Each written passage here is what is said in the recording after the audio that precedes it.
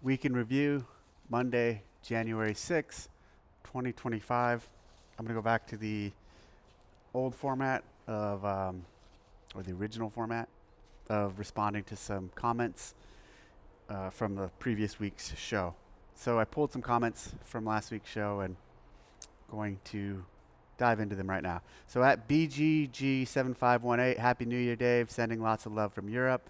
Thank you. I appreciate that. I'm actually heading out to Europe in about a week and a half, so excited to go out there for about a week. At RayJoy87, we're so glad you're back, TDC. However, the lack of Doug cameos is concerning. Please tell her we're looking forward to seeing more of her, hopefully. She's somewhere around. She's just exploring, but she's still out here. At TaylorSelf113, hey Dave, I sent you an important message on Instagram and you still have not responded. What's your deal, bro? I have not, I don't think I've seen it because I don't look, up until this weekend, I really haven't spent much time on my big account, my main account. This weekend, I was down in San Diego and I did a post on that account. And so I dove into some of the comments and some of the DMs, but for the most part, I've stayed off the at the Dave Castro account. So it's hard to get a hold of me there. On my other account, my hunting account at TDC Hunts, a lot. That's where I'm posting on a regular basis and responding to people. So Taylor, if you really want to get in touch with me, just ask Sevon for my number and then just text me. Taylor actually helped us test several years ago at the ranch here.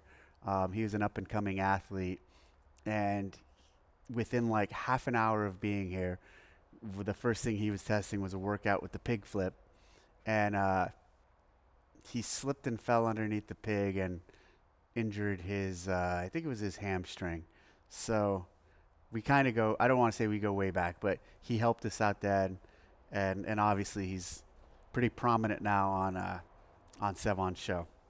At Hunter Frizzle 1946, Greg is a genius. Love listening to him talk about his passion. Glad you're back, Dave. That will come into. There's a few more comments about Greg I'll dive into in a minute, but just wanted to read that positive one. At the Cheerio 27, Dave, in 2020 you teased a render of a turf field for the Ranch CrossFit Games. Why didn't that happen? And would you still consider it for Games Prep CF content at the ranch? TDC logo would look cool on a turf field. Yes, it would look cool on a turf field. I don't remember the what I teased in 2020 in regards to a render of a turf field at the ranch. We do have a section of turf here near the original pull-up bars from 2007. I just saw a little thumb thing pop on the screen. I don't know if that's gonna come across on the when I publish this. Where was I? Oh, why didn't that happen? And would you still consider it for Games Prep CF content at the ranch? So we have a small section of turf, not a full-size turf field. I don't think I'm going to put in a full-size turf field here at the ranch. Really, no need. I think it'd be cool, but it's over the top and not needed. Okay, so at Mr. Justin Birch, I've repeatedly seen this channel described as a de facto official CrossFit channel. I'm going to stop there. Where? I mean, I don't think that's the case. I don't refer to it as that, but I'll keep going. CrossFit gravitating back to the old crew of Greg and Sevon feels like a step backwards. Might as well go back to embracing the cult moniker and forget trying to regain any sense of legitimacy. With so many other brands chomping at the bit to make CrossFit spot with so many other brands chomping at the bit to take CrossFit spot in the industry, publicly circling back to Greg seems like a mistake. Then at Polga90p says, first of all, this is not official CrossFit communication channel, it's Dave's. And it sounds like you really don't understand neither what CrossFit is nor what Broken Science is, specifically on what are both their goals. If you wish to have a clearer understanding of those, I suggest you leave your feelings towards certain individuals and focus on facts. Do some digging into what is CrossFit and where it comes from, and also with Broken Science. Both are some top tier content, both thanks to Greg. Okay, so let me go back. That's what someone said in response to Mr. Justin Birch. So this notion of I've repeatedly seen this channel described as a de facto official CrossFit channel. Here's what this channel is. Here's what I'm doing. I give weekly updates on what's going on in my life, and part of my life obviously is I work for CrossFit, and so I'll give some updates on CrossFit related things. And I almost never am announcing or premiering anything here. I'm very deliberate about that. Anything I talk about, for the most part, and you could probably, Pillar could probably go back and find a place where maybe I did announce something, but I doubt it on this channel. I talk about reasons why we did something, or some of the behind the scenes thought process that went into some of the decisions in regards to with my my role in that decision. And I also am just using it as a way to connect to the community. But I don't view it as the de facto official CrossFit channel. And a lot of people don't. Maybe some do, but I can't help with that if people think it's a CrossFit channel. That being said, I am going to talk about Greg and I am going to talk about Sevon on occasion because I have a relationship with both of them. And I have a very close relationship with both of them. I worked with Greg for almost 20 years of my life and Sevon for almost the same. And Greg changed my life. He's changed the world. He's still in my life. He's still someone who's significant, who plays a significant role. He's a close friend. He's like a family member. And so because someone like you does not like Greg or does not think he represents the whatever your perception of what CrossFit should be represented as, does not mean I'm going to stop talking about him on this channel. And last week when I talked about him, I spent a few days with him, and I was honest about that time I spent with him and my thoughts on it. And so if me as a leader in CrossFit is talking about some time I spent with Greg is taking us back to this this notion of might as well go back to embracing the cult moniker and forget trying to regain any sense of legitimacy, that's ridiculous. I'm not going to stop engaging with Greg or learning from Greg, honestly, and spending time with him so I can learn from him on all things related to CrossFit and things bigger than CrossFit. So this also might as well go back to embracing the cult moniker. I don't know. The cult moniker that you referred to when Greg was around got us pretty fucking far. I mean, some of our highest numbers with affiliates, some of our biggest open, a lot of other pivotal moments in the history of CrossFit in relation to some of those metrics were the highest ever when Greg was running CrossFit. So, and forget trying to regain any sense of legitimacy. What type of legitimacy are we trying to get from anyone at this point that we don't already have after over 2 decades of doing this and changing millions of people's lives and continuing to change more lives through the work that the affiliates do? So,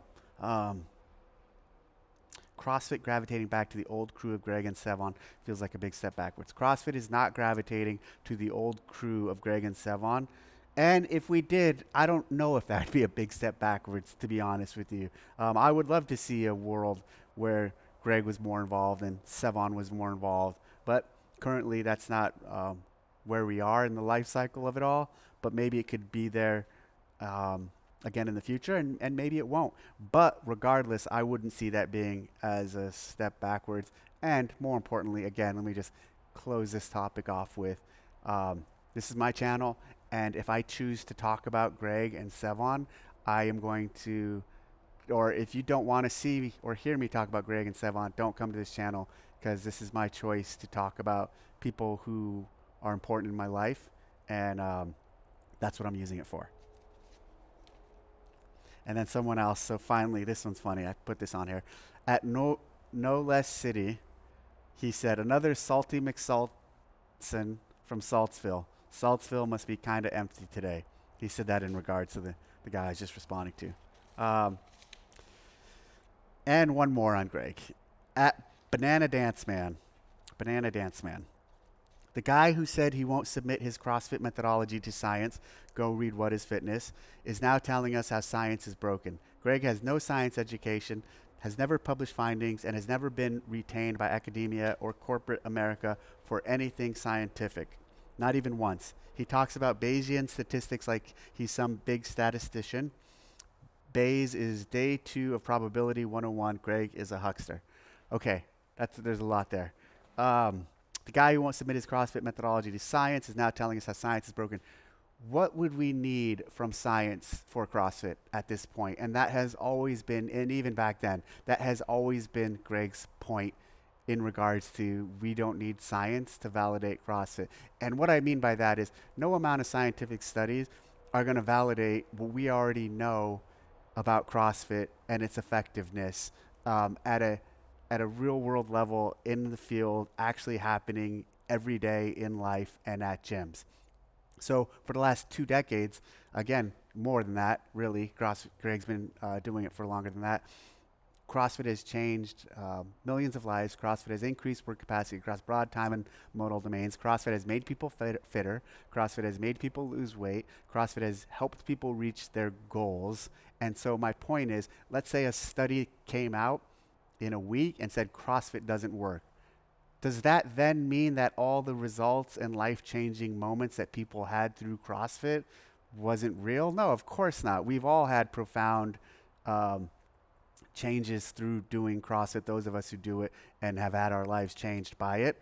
And so a scientific study validating that, or a scientific study saying it doesn't work, neither. They don't matter. It doesn't matter. We don't need science to the science that exists in CrossFit is all the science we need. And that science is the study of an individual with a stopwatch or with weights lifted and comparing and looking at their progress and their times decreasing or their loads increasing as time goes on. And that's the only science we need for CrossFit and to validate the methodology. And fundamentally, if it didn't work, I wouldn't be sitting here right now doing this, because I would not have been doing this for 2 decades now, almost 2 decades. And the only reason I am here is because the program is effective and it gets the results you're looking for. Greg has no science education, has never published findings, and has never been retained by academia or corporate America for anything scientific, not even once. This is like the fallacy of credentials. Like, this is a dangerous road to go down, and just because the guy doesn't have some fancy credential that you're looking for, you think that his argument or his assertion isn't valid. And so why I say this is dangerous, because this comes to like even what happened during COVID. If you don't have a fancy 3-letter title in front of your name, or if you don't have a fancy credential, basically people like this are suggesting you're not able to question things. And that's a dangerous place to be. And Greg doesn't need any of those credentials or formal education to understand some of these topics better than people who do have all of those things. I've watched him in rooms full of doctors and lawyers and other classically educated people, and just own them in terms of any topic. Honestly, his intelligence is off the chart, and it doesn't come with needing any presumption or any qualification that you deem necessary to give him the ability to speak on it. So this one is funny. I actually thought about calling Greg and asking him to reading this to him and asking him to respond and see how he would respond to it, but I know he's had a lot going on this week. He actually has a Broken Science seminar on Saturday at Banana Dance Man. You should go to the seminar Saturday. Contact me and I'll make sure you get a spot if you're interested in going, or if you would even go. But considering you're hiding behind at Banana Dance Man, probably means you won't show your face. Okay. This weekend I went to CrossFit Overload on Saturday, and John Lavelle, he's a 17-year affiliate, and actually he hasn't owned the affiliate for 17 years. It's transferred hands a couple times. Paula and Jordan Gravatt were the original affiliate owners, but they're up in Temecula, actually Murrieta. I learned that this weekend. They're not in Temecula, they're in Murrieta. And they've been around for a very long time. John's worked with us. John's been a close friend. I used to ride motorcycles with him when I was more into riding motorcycles, and we'd play basketball, and did a lot of stuff together. He actually had to move to a new location because the gym that he was in, the landlord sold the building, and so he had to move to a location 800 meters away, very close. And so they had a little celebration of moving into the new gym, and it was pretty cool. Saw a lot of affiliates I knew. CrossFit School of Sweat was there, so he runs an affiliate in the area in his 3-car garage. And actually, he came by and dropped in at the ranch like 2 or 3 years ago and did a workout. Really nice guy. CrossFit Riverside was also there. Zia from CrossFit Counterculture, she was also there. And so they some of the local affiliates came to support John in his new move. Really good time. Saw a kid thruster 295, and it looked like he was not going to make the lift, but he pushed through and actually got the lift.